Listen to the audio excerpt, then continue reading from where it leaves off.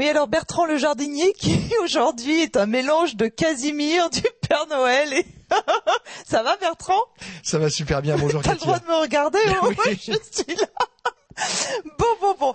Donc Bertrand, là excuse-moi, mais pourquoi t'es venu en géant vert? On va parler des traitements, donc c'est un peu normal. Oui.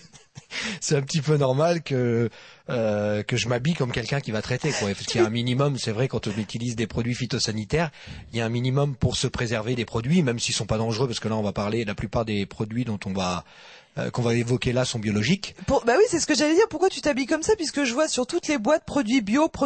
Eh ben, parce que faut toujours se préserver. De toute façon, c'est pas parce qu'un produit est biologique qu'il n'est pas dangereux. Donc il peut pénétrer les muqueuses du corps et puis être néfaste. Donc on fait toujours attention. Alors là, aujourd'hui, les traitements phytosanitaires dans votre jardin. Oui, c'est ce qu'on va voir aujourd'hui. Mais avant ça, on va voir le petit clin d'œil. Et une jeune fille du lycée horticole de Saint-Gabriel-Brécy va vous faire voir comment on coupe les tiges des fleurs fanées sur les orchidées et comment on rempote l'orchidée. Okay, c'est parti. Ça marche. Alors les orchidées, on le vend en poupe. Alors là, on va faire vraiment un cas d'école, c'est-à-dire qu'on vous a offert une orchidée qui est en pleine fleur. Et une fois que cette orchidée a fini de fleurir, qu'elle fane, quoi en faire? Eh bien, vous allez voir. Je vais vous présenter Amandine qui va vous faire voir comment enlever les fleurs fanées sur une orchidée et en même temps comment la rempoter. Bonjour Amandine. Bonjour. Voilà, tu vois, c'est pas sorcier. Tu vas t'approcher. Alors mon orchidée a fini de fleurir. Les hampes florales, j'en fais quoi? On va couper au bout de 2 nœuds. D'accord. Alors les nœuds, c'est les bourrelets qu'on voit là. Voilà, ça. D'accord. 1, 2, et puis on coupe. Voilà. Super. Donc on fait pareil pour celle-ci.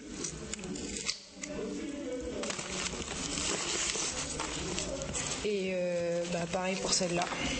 Donc la troisième. Ok. Donc là, tu as coupé les hampes florales, donc ça redonnera des fleurs l'année prochaine. Mais alors le pied d'orchidée, tu vas en faire quoi maintenant? Parce que je vois que c'est un petit peu abîmé. Je vais le nettoyer. D'accord. Donc j'enlève tout ce qui est... Donc t'enlèves tout ce qui est racines un peu abîmées. Oui.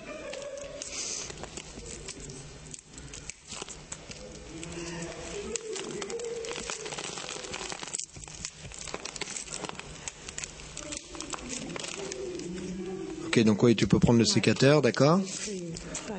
Voilà. Donc voilà. Ok. Alors je vois que tu as un pot là en plastique, mais c'est un pot spécial orchidée, alors d'accord. Oui, il a des trous pour permettre à l'eau de couler. D'accord. Donc un pot ajouré pour l'orchidée. Et puis on va rempoter l'orchidée dans son pot. Vas-y, c'est parti. Alors le mélange, ça a l'air spécifique quand même, c'est des gros éléments. C'est du substrat spécial pour l'orchidée. Il est drainant et il nourrit tout. D'accord. Donc on met la terre. Une orchidée, de toute façon, il faut la faire souffrir pour qu'elle repousse. Et au niveau de l'arrosage, alors tu vas arroser avec un arrosoir? Non, il faut la vaporiser sur les feuilles et tout, ça évite de faire là, quoi. D'accord, c'est parce qu'elle se nourrit par les feuilles en fait. Voilà. Bon Amandine, un petit clin d'œil à la caméra, hein. Au revoir et merci pour tout. Merci. Voilà, j'ai pas tout compris, mais c'est pas grave. Mais arrête Bertrand, on va jamais y arriver à faire cette chronique jardin aujourd'hui. Bon, qu'est-ce qu'il y a? Pourquoi tu nous as fait une grimace comme ça? Pour bien vous dire que c'est pas l'île aux enfants, quoi. Vous êtes bien sur Citizen. Elle a dit quelque chose d'un petit peu surprenant, Amandine. Elle a dit qu'il fallait faire souffrir l'orchidée. Oui. J'aime pas, moi, cette notion de... Si, quand on veut faire fleurir une plante, en fait, ou qu'on a énormément de mal à faire fleurir une plante, faut la faire souffrir. Pourquoi? Parce que la logique d'une plante, c'est de faire une fleur pour faire une graine pour se reproduire.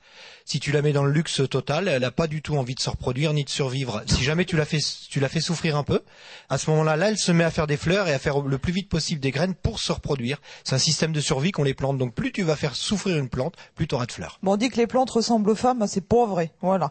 Bon, allez Bertrand, on y va. Les traitements phytosanitaires dans votre jardin. Oui, les traitements phytosanitaires au jardin. Alors si tu veux bien, on va démarrer par l'hiver, parce que on pourrait penser qu'en ce moment, il n'y a pas de traitement à faire. Et si, la petite boîte est ici, c'est marqué dessus, c'est un traitement d'hiver. Il y en a des petites boîtes, ce sont en fait des huiles, des huiles minérales, des huiles paraffiniques, des huiles de vaseline. Et donc le traitement aux huiles, c'est une technique qui est très simple.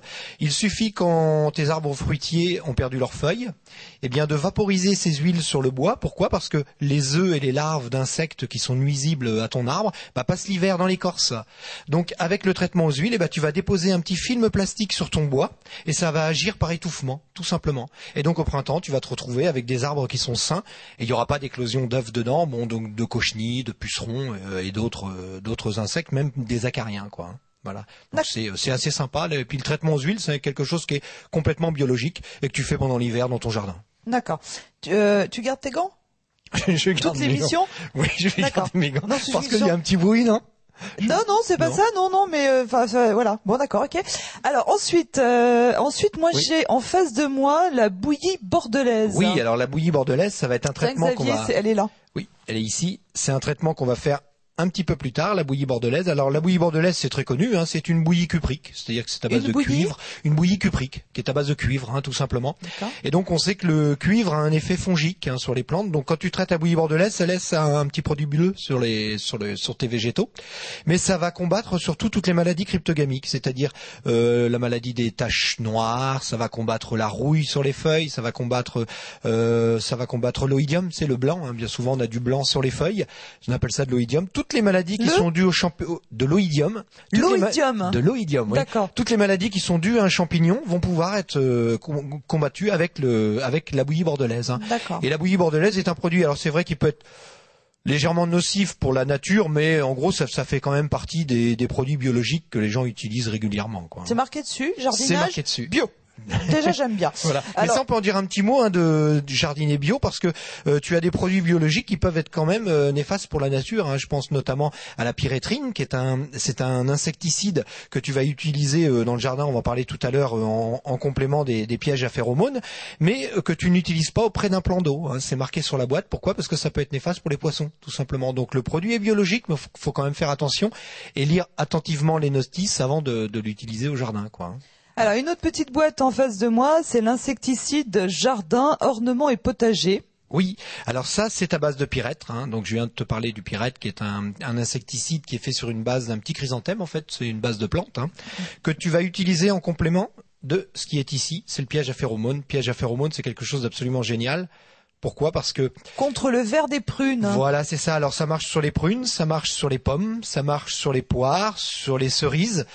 C'est en fait, alors j'ouvre pas la boîte, hein, mais c'est tu imagines une petite tente de camping, hein, en polystyrène, hein, tout simplement, que tu vas fixer dans ton arbre. En polystyrène ? Oui, enfin c'est en fait pour que tu puisses t'en servir tous les ans. Donc il y a du polystyrène et puis du plastique, quoi, hein. C'est d'accord, une petite ok. tente, voilà, que tu vas accrocher dans ton arbre.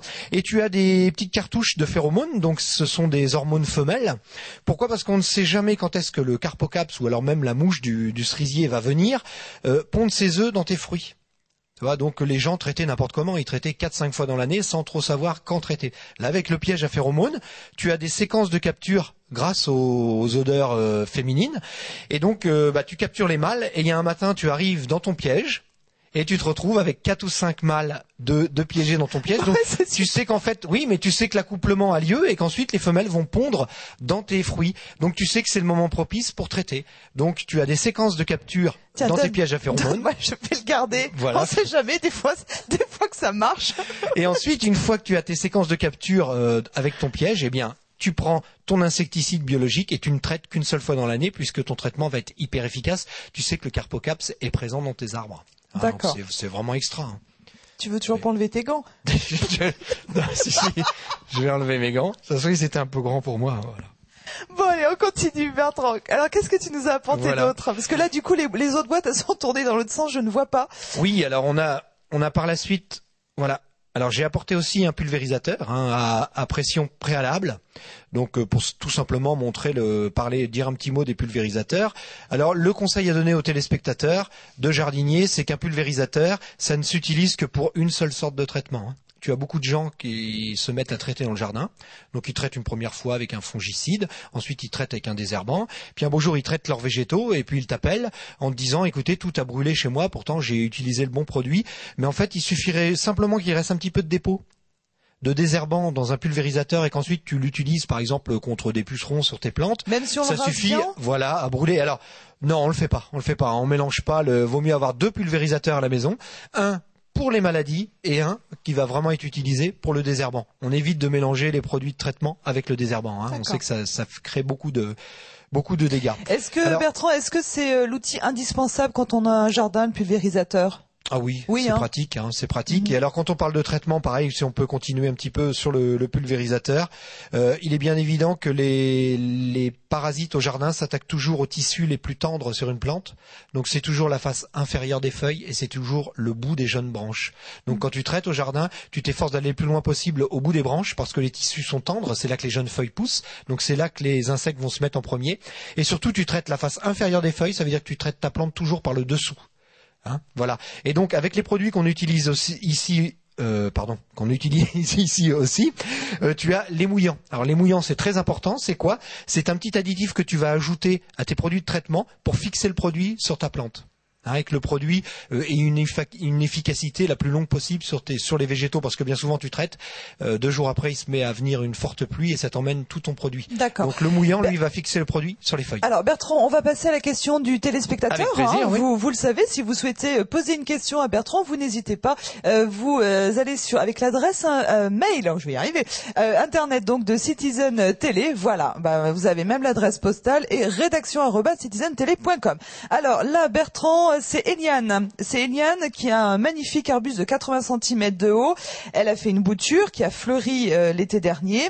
Et en fait, je voudrais savoir si je peux le mettre en pleine terre. Merci de vos conseils, cher Bertrand, qui me seront très utiles pour l'hiver. Et elle a joint une photo en fait, voilà, parce qu'elle connaissait pas le nom de l'arbuste. Alors c'est un solanum. Je te la donne. Hop. C'est quoi? Je vais la poser. C'est un solanum. Un solanum. Donc, exactement la même famille que la pomme de terre. Sauf que là, c'est une plante sarmenteuse, c'est-à-dire qui est plus ou moins est-ce qu'elle grimpante, peut, Bertrand, qu'elle peut le mettre en pleine terre? Non. Faut surtout le protéger l'hiver. Hein. C'est plutôt cultivé comme une plante d'orangerie. Donc elle le cultive dans un gros pot. Et puis l'hiver, alors soit elle lui met un voile d'hivernage, mais là faut vraiment qu'elle ait une terrasse abritée, soit rendre carrément sa plante quand les températures sont en dessous de 0. Parce qu'un solanum à -4, -5, il meurt quoi. Hein. Donc faut faire vraiment très attention. Hein. D'accord. Donc elle attend, elle le met en pleine terre quand? Plutôt en début Elle le sort à partir d'été. des seins de glace au 10-11 mai, elle peut le sortir dehors et elle le laisse jusqu'au mois de, on va dire jusqu'à fin octobre. Mais après, faut vraiment le rentrer.